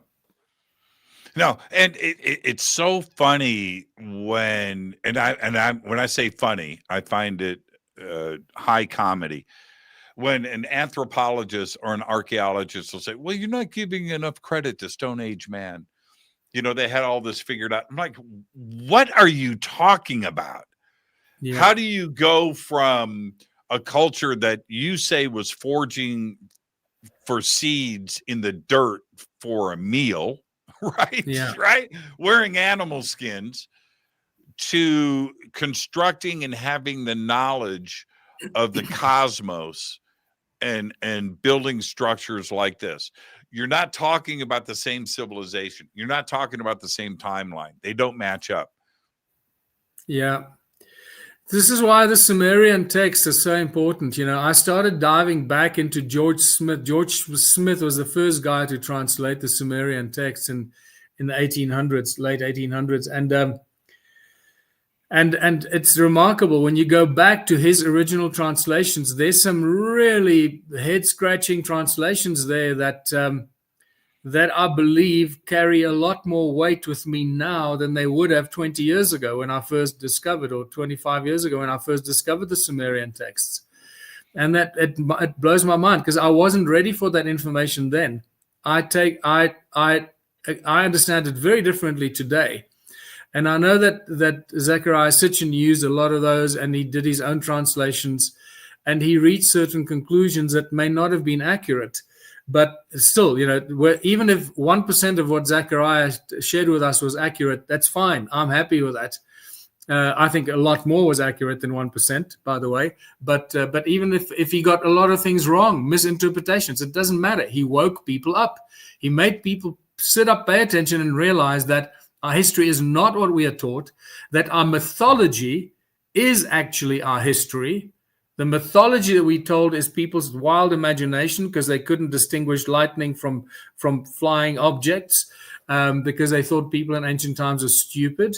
And they believe that handed down oral knowledge and oral tradition is just fairy tales.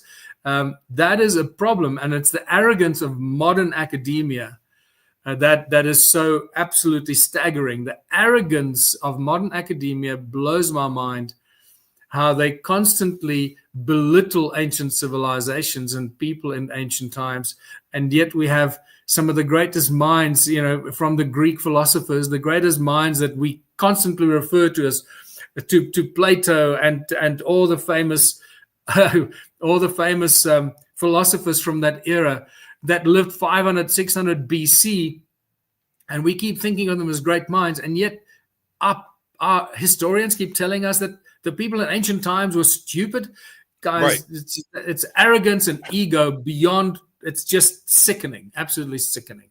Now, So what kind of dating are you able to extrapolate out of the alignments to celestial objects with Adam's calendar?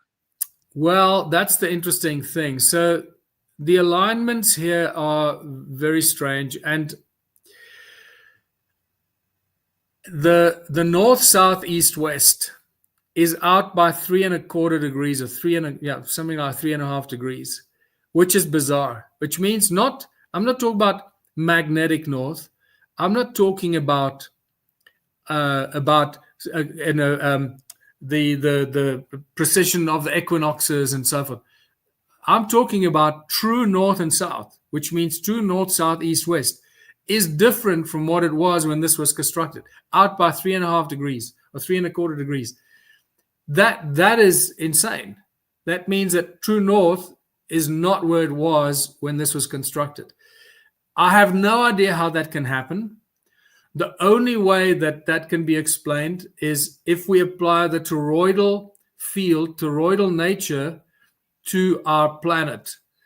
If the Earth is a torus, which means we have to reconsider north and south poles totally, that can be explained. So it gets into areas that some people are very uncomfortable talking about, and yet here we have evidence that true north has shifted. But then what we think about... Okay, but if we dial in precession with that, we're talking about ginormous amounts of time. Yes. So then this is when it gets really even more interesting. And that's where the discovery of the fossils becomes so significant. And I only discovered the fossils in 2018. So literally 10 years after I started my research here, I accidentally discovered the fossils. And it was January 2018 when I had my first, it was officially the first Stone Circle research expedition. And I had 12 people here from all over the world. 6 of them or 5 of them were from the USA. I think 6 of them. And then we had people here from Germany, Austria, Australia, Brazil, Spain, and so forth. And we went out every day to just explore, literally just explore.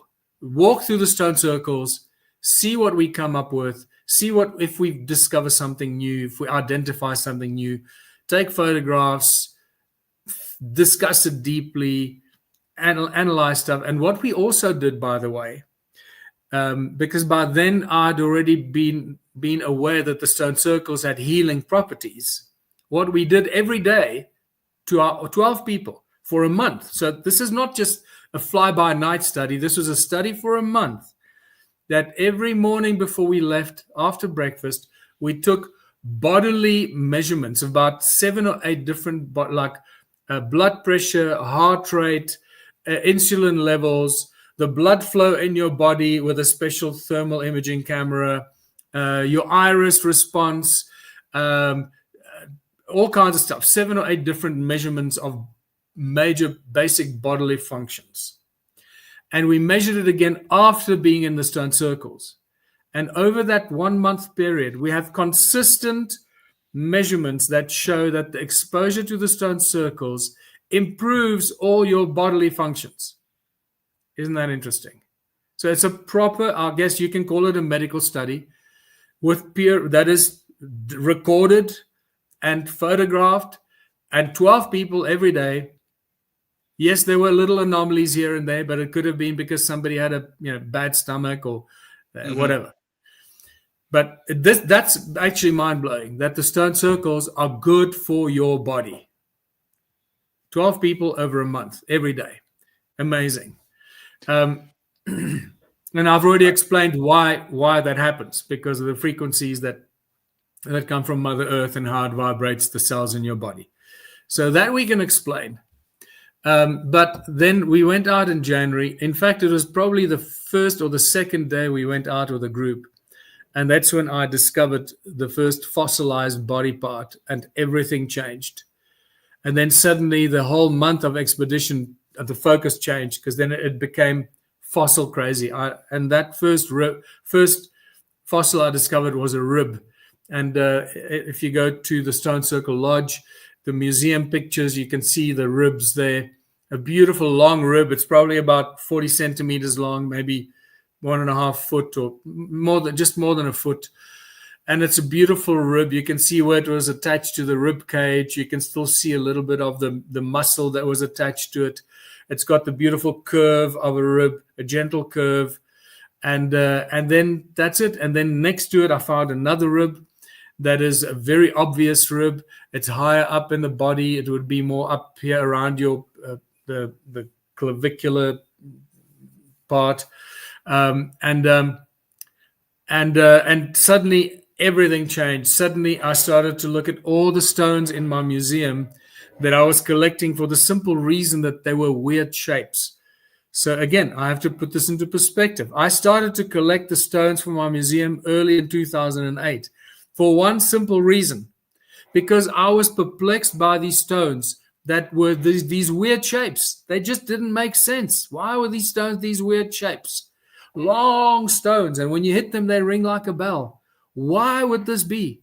And that suddenly I looked around my museum and I went, oh my God, all these stones that are these weird shapes have the weird shapes because they're not stones. They are fossilized, petrified body parts. That's why they have these weird shapes. And everything changed. We have hearts, proper heart. You can clearly see hearts. There's the aorta coming out. There's a coronal artery over the heart. We have ribs. We have feet. We have hooves. We have legs. We have lungs. We have fingers. We have teeth. Fossilized lungs. Fossilized lungs, yeah. Okay, one would say that that's crazy talk.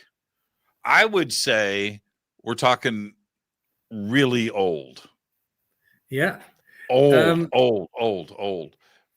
It gets weird. It is getting weird. How do you fossilize an organ? So fossilization and petrification is actually it's quite well studied, and there's a whole subject. Again, people don't know this because they don't research it.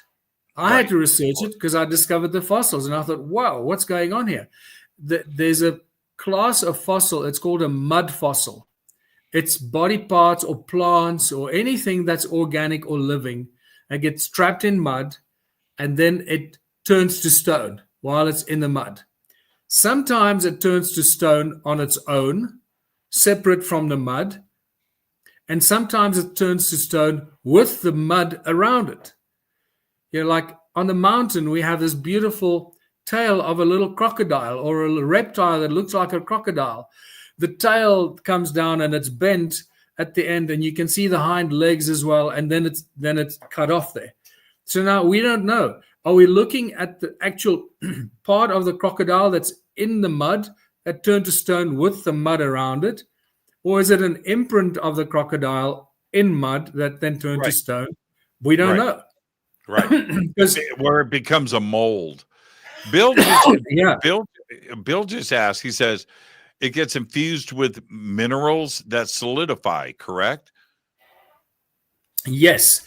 So imagine you've got this leg, a chopped off leg that was being prepared to be eaten, and it's lying there. Now suddenly mud flood comes and everything gets covered in mud. All the minerals in the mud start to infuse into that body part, and vice versa. And then something happens that turns it to stone instantly. It can either happen over an extended period of time, or it can happen instantaneously. And I think in there somewhere lies the difference between if it turns into a fossil with the mud around it, or if it turns into a fossil on its own that is separate from the mud. And I suspect it's the time period that it lies in there, and then the discharge of energy or electricity.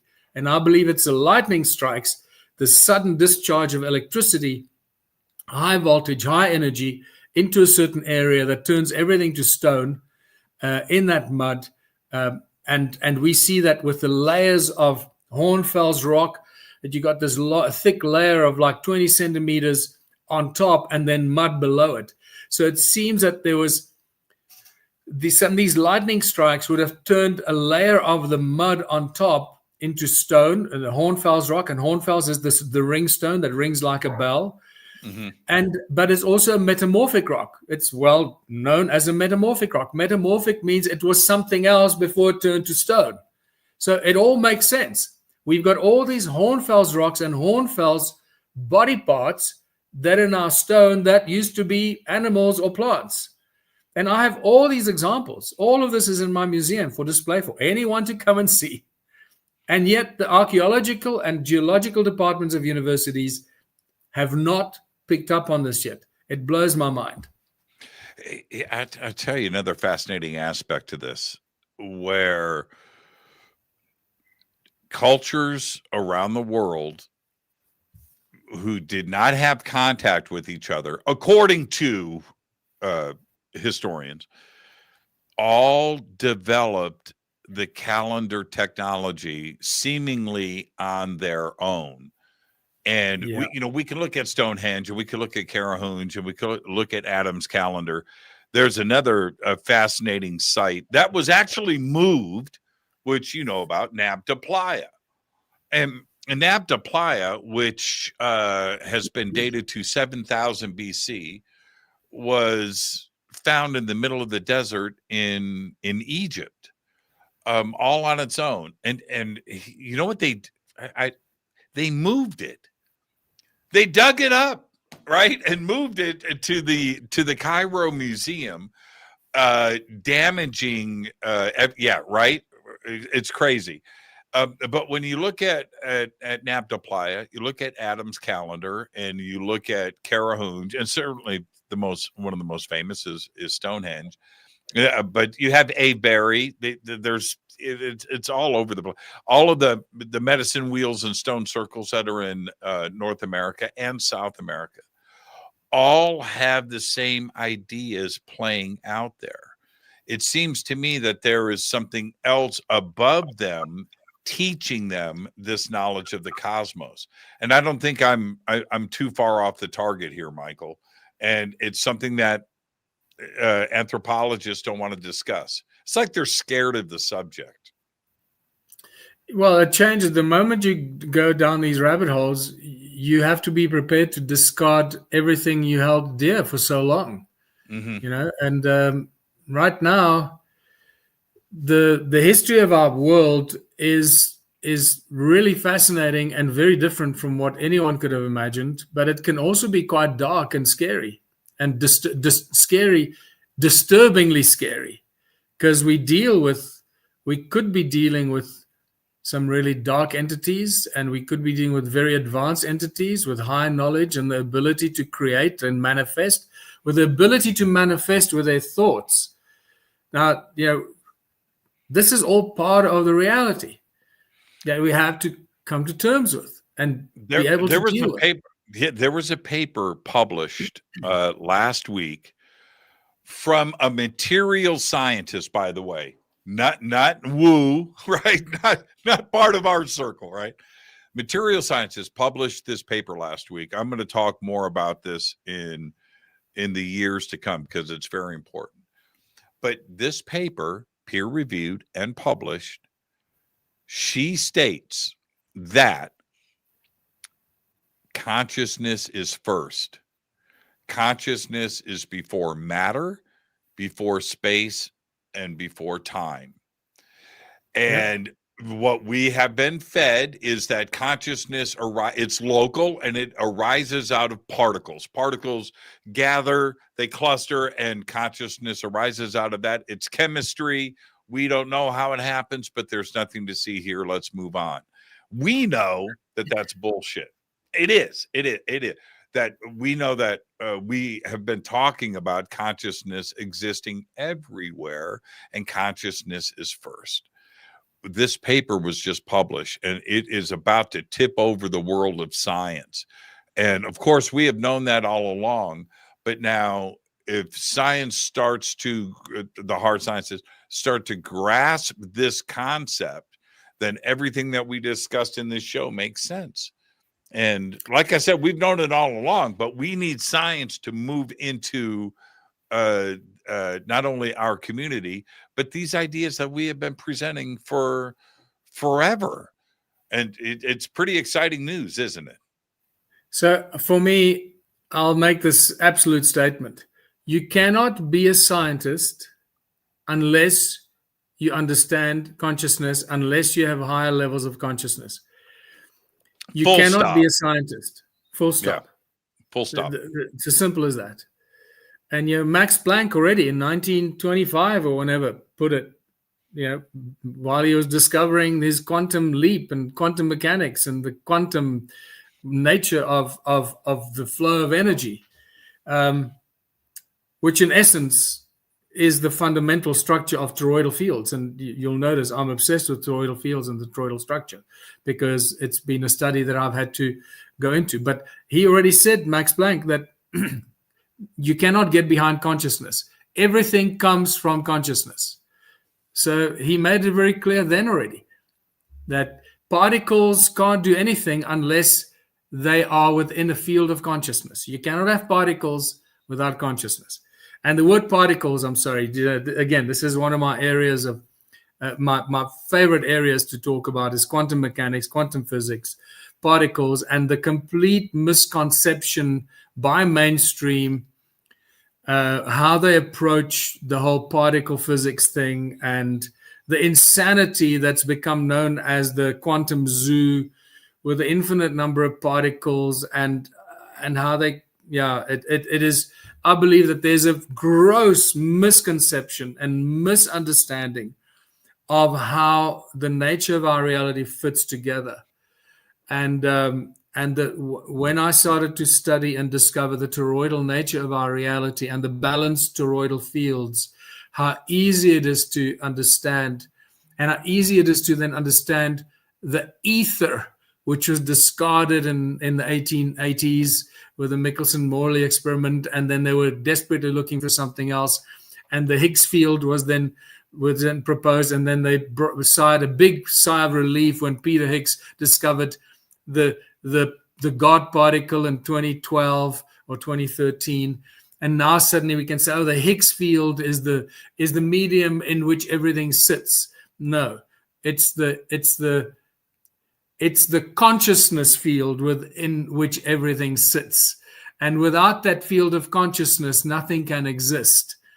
And they keep somehow getting trapped or getting it wrong. And when they smash these particles into each other, and they discover for a billionth, trillionth, gazillionth of a second, they get a spike on the computer screen and they say, there's the God particle. We know it exists. I go, dude, you have lost your minds. It's literally like finding a Barbie doll in Grand Central Station and saying, this must be proof that this Grand Central Station was a factory for manufacturing Barbie dolls. That's the kind of logic that sometimes our mainstream scientists use, and it drives me nuts, absolutely nuts.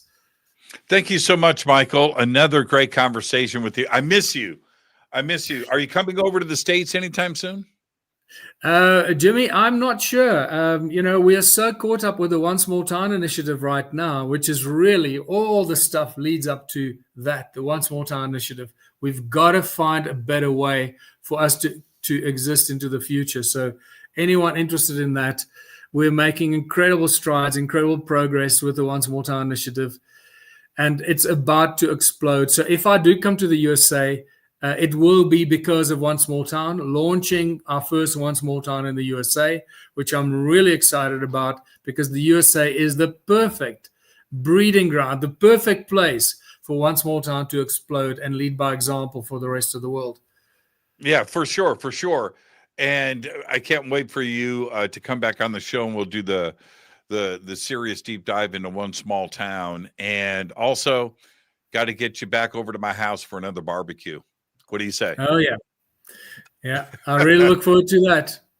I'll talk to you soon. Be safe in South Africa. Keep doing, on behalf of the community, Michael, thank you for everything that your contributions to this world. It has just been a great ride with you. Thank you for all of that, and we'll speak soon. Thank you so much. Be safe. Thanks, Jimmy. Bye-bye. The absolute very best. Michael Tellinger, everybody. Woo, what a show. His links are below. We've got them over on the website and throughout social media. absolutely brilliant conversation, and his work is so important to all of us.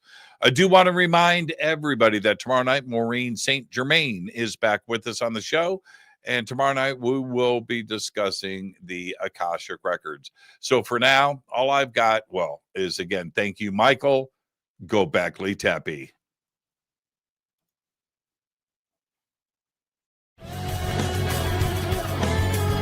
Fade to Black is produced by Hilton J. Palm, Renee Newman, and Michelle Freed.